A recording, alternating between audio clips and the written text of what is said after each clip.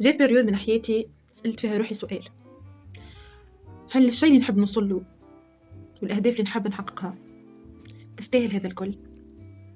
هل تستاهل التعب اللي نحس فيه؟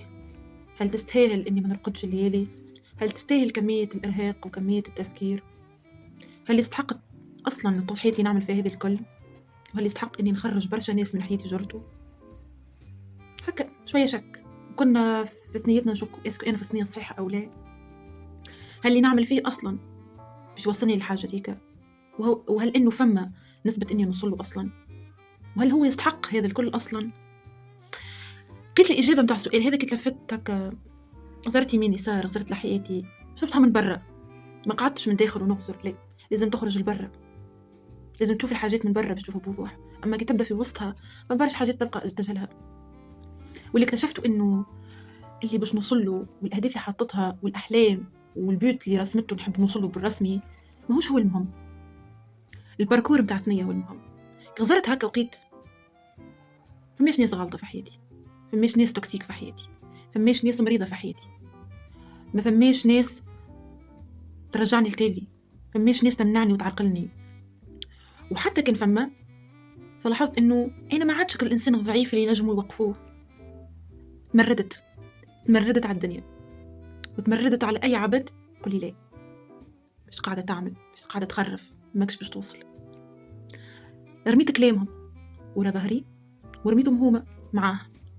يعني حتى ولو مازالوا موجودين في حياتي لظروف ما اني ما نجمش نتخلى عليهم وما نجمش نخرجهم، لكن الناس اللي كان نجم نخرجهم سيبون خرجوا، والناس اللي مرة تربطني بهم علاقات ما نجمش نخرجهم، فكلامهم ما عادش يأثر. كي غزرت من برا شفت قديش نظفت المحيط متاعي، قديش نظفت آية فكريا، قديش المايند سيت متاعي ولد أحسن وأقوى. وقتها جتني لحظة إدراك إنه برسمي سواء وصلت أو ما وصلتش، وسواء حققت الحاجات اللي نحب عليها أو ما حققتش، فخورة بالباركور هذا، فخورة اللي أنا على الثنية هذه، فخورة بآية جديدة، فخورة والله، بغض النظر على كل شيء، بغض النظر اللي نعمل فيه صحيح ولا غلط.